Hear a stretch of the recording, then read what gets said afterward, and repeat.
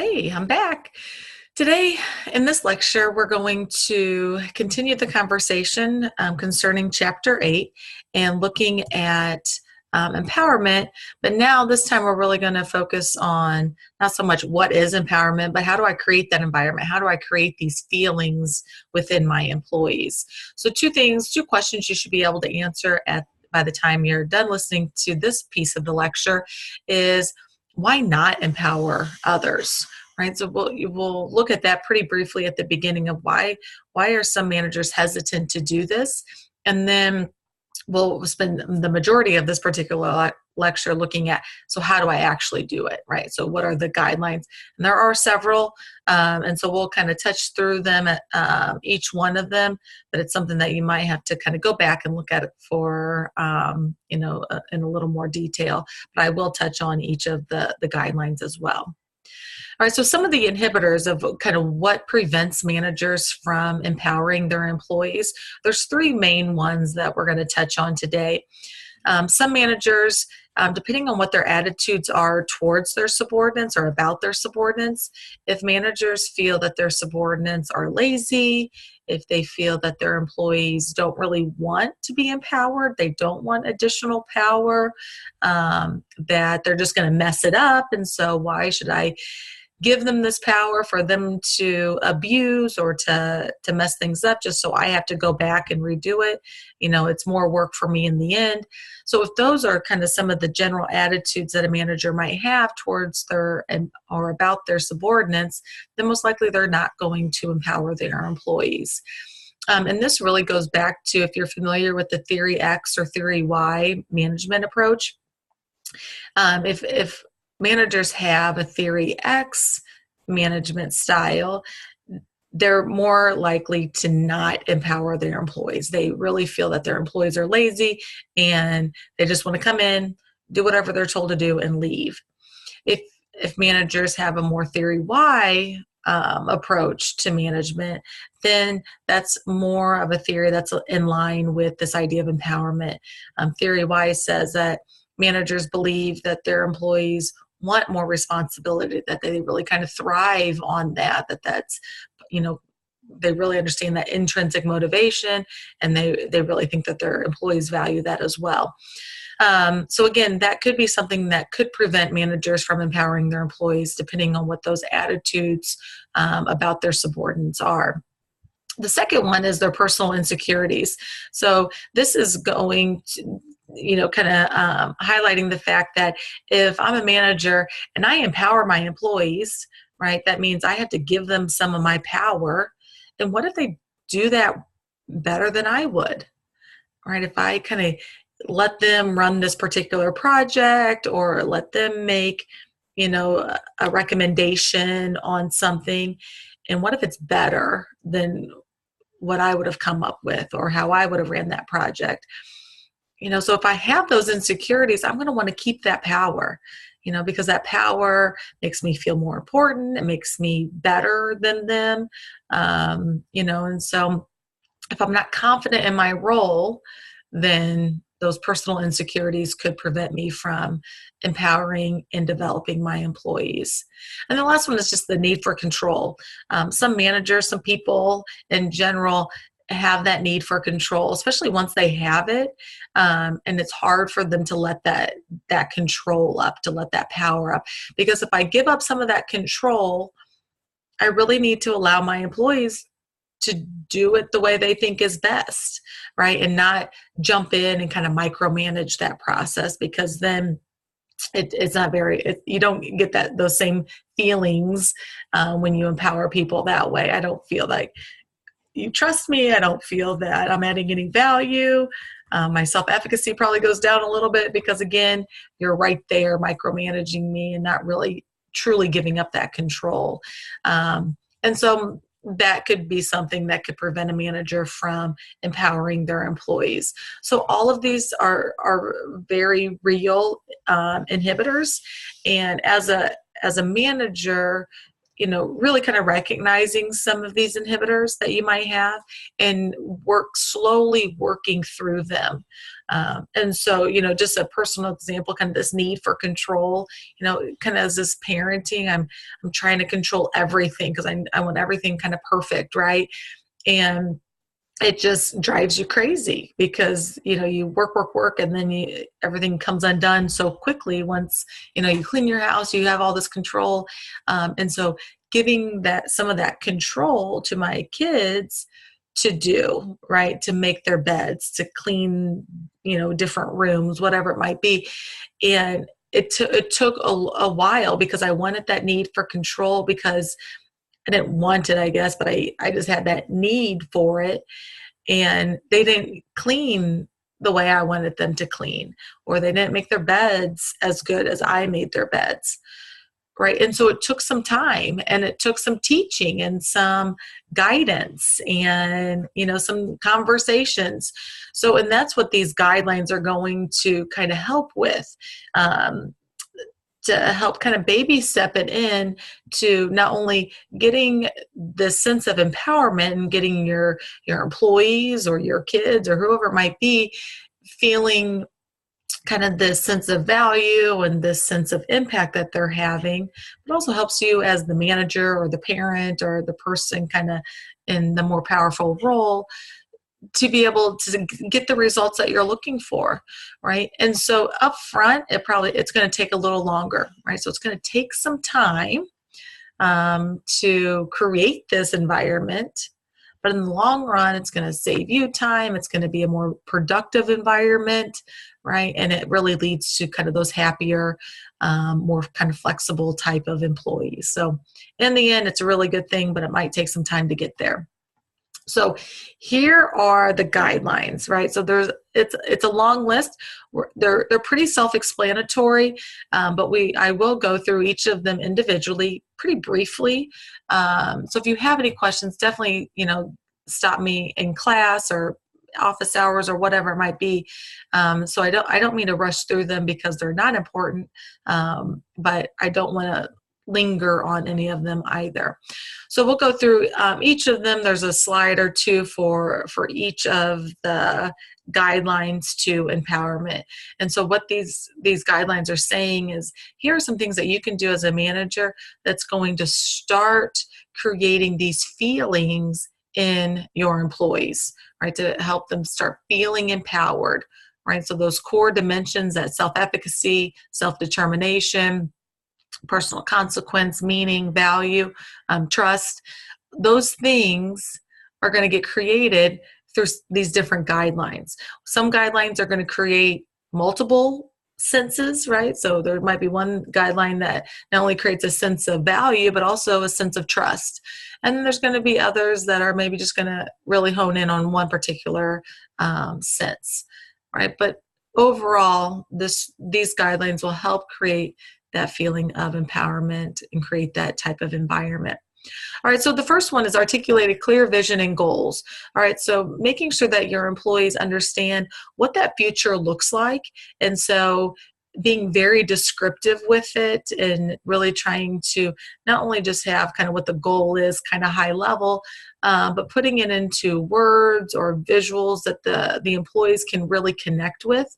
And so here you'll see, making sure that you're using SMART goals, making sure that they're specific and measurable, and that they are realistic for the employees.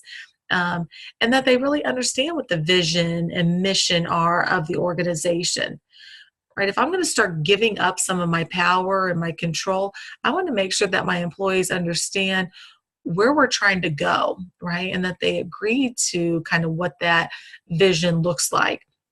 Right, so making sure that you're identifying those things and having meetings and having these things posted on the wall are some just very simple things that I can do to kind of articulate the importance, the significance, and really make sure that they understand their connection to those goals and to the vision of the organization. The next one is foster personal mastery experiences. And the big thing here is this idea of self-efficacy, right? So if I can really implement this particular guideline, it it really hits hard on that self-efficacy, because what we're doing is we're breaking these bigger tasks into smaller kind of portions, so they can kind of get really good at a little piece of the big picture, and then I can give them a little more the next time, and they get really comfortable, and it kind of increases their self-confidence in that particular task, and then I give them a little more, and we kind of celebrate those victories along the way, right? And again, this increases this idea of self-efficacy, that they can do this, and before they know it, they're doing the whole task and they're meeting the expectations, right? And so this is really kind of my approach when I was giving you the example of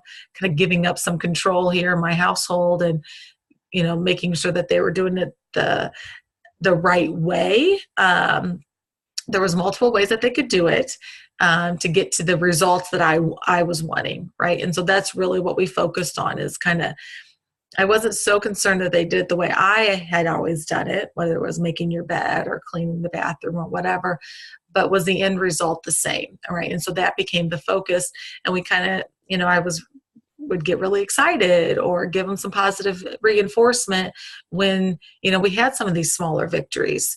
And then after they kind of got one task down, then I gave them a little more, right? And increase kind of their responsibilities that way. That's the idea of this particular guideline, is just kind of, instead of giving them the whole project all at once, where it's going to be overwhelming and really stressful and maybe fail, right? And then that kind of depletes that thing of it, that idea of empowerment, because they don't trust you. You just set them up for failure. You gave them this whole big project and not a lot of time or not a lot of resources, whatever it might be, right? So we really want to kind of recognize that we want to kind of go simple, smaller tasks that lead up to kind of larger and maybe big picture type of things.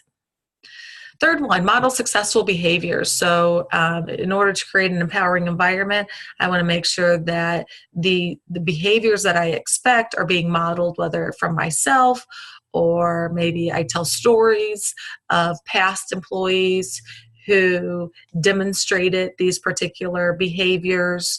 I find maybe people within the organization that are have proven themselves as far as kind of models for the organization, and we pair people up with them, and so we might create some type of mentoring relationships to help facilitate this particular guideline.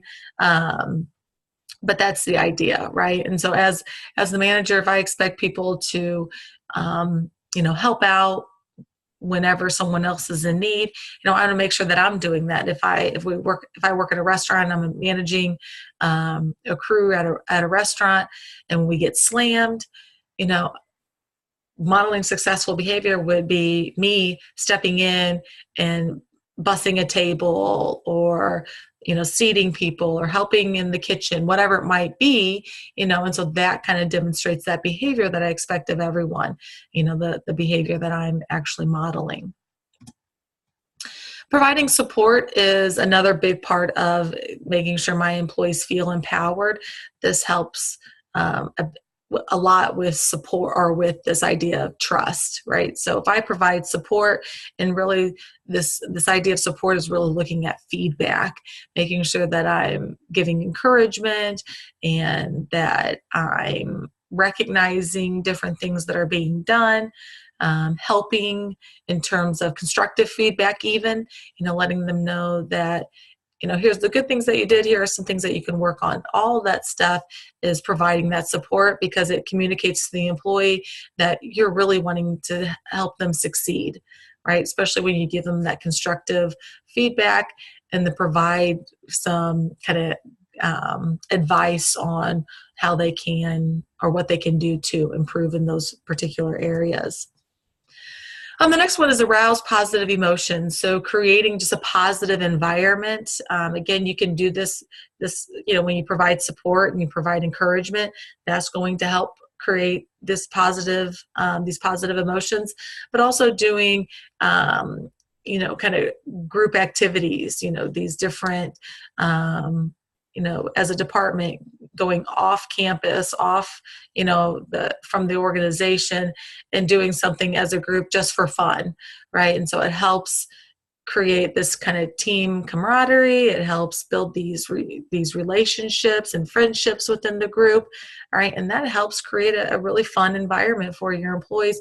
And it's hard to leave an environment like that, right? So when we make these connections, we are more productive. We are more trusting of one another, which ultimately can reflect in our performance with our customers or, just within the organization. Provide information. So if I'm going to empower my employees and I want them to feel that they, the sense of self-efficacy that they can do these things, then I need to make sure that they have all the information to make good decisions, right? So as the manager, providing all the relevant information that they need, passing along information from meetings, or maybe having them come to the meetings with me so they can hear firsthand the information that they need. Maybe I pass on information from the customer so they can use that appropriately in moving forward. So all this information is very empowering for employees, because now this idea of personal consequence and self-determination, I can make better choices if I have relevant information, and I can understand the impact a lot better that way as well. Providing resources is pretty similar to this idea of providing support and providing information, but providing resources is more the kind of the tangible stuff, making sure that you're providing the equipment, the amount of time that's necessary, the technical support, the budget support, whatever it might be, in order to help make sure that they are successful in whatever task or role that they are performing, right? That I am setting them up for success, right? And they're getting the support, the resources that they need in order to complete that particular task or project. And the last one is connecting to outcomes. And so when I think about creating an empowering environment, making sure that they recognize kind of what that outcome looks like, right? So understanding, here's your piece of the project, right? But how does that connect to the overall end result? Really making sure that they see that helps them understand the impact that they're having, whether it's on an actual product, and they can see what they're doing, how that impacts that end product, or how that impacts the end user, the client, really make that connection, because that increases that sense of personal consequence. It helps increase that sense of value and meaning that their job holds, right? And so again, providing that opportunity for them to either, see, actually go and see the customer interacting with that product or with that service, or, getting the reviews on that, whatever it might be. So I have a better sense of kind of the impact that I'm having on that particular outcome. Oh, sorry, this is the last one. And the last one is create confidence. So, one of the guidelines to empowerment is, how do I create this confidence so my employees really do trust me as the manager? So what do I do to create that trust? And so this particular guideline really focuses on that particular kind of sense of empowerment. So in order to create confidence and to create trust within my employees, making sure as a manager that you're reliable, you're consistent, right? So you're available when they need you. If they have questions, you're consistent and fair in the decisions that you make, regardless of the person that you're dealing with. You show concern for your employees, you care for them, and it's not just all about the work that's being done, but you do show concern for them outside of that, kind of that viewpoint, recognizing, asking about the family, asking about their kids or their parents or whatever might be some things that are happening in their life outside of work. Being open and honest with your employees as much as you can be with information from the organization, so they don't have to feel like they have to read between the lines, and they don't, so they can really feel like you're giving them the information that they need. And then the last one is exhibit competence and expertise. So making sure that your employees know that you can do the job that they're doing, right? That they have confidence in you, that you know the different roles within their organization or within the department. So when you do tell them something, they can, they know that it is real or is coming from someone who has kind of done this job or knows what they're talking about. All right, and so I believe that those are the guidelines to empowerment. All right, so again, you don't have to do all of these things, but these guidelines definitely will help you create this environment that feels empowering. And when we feel empowered, that's when we get those senses kind of ignited, the sense of self-efficacy, self-determination, personal consequence, meaning, and trust, right, which are really important to an organization. All right, next and final lecture for this chapter will deal with this idea of delegation. So I'll see you then.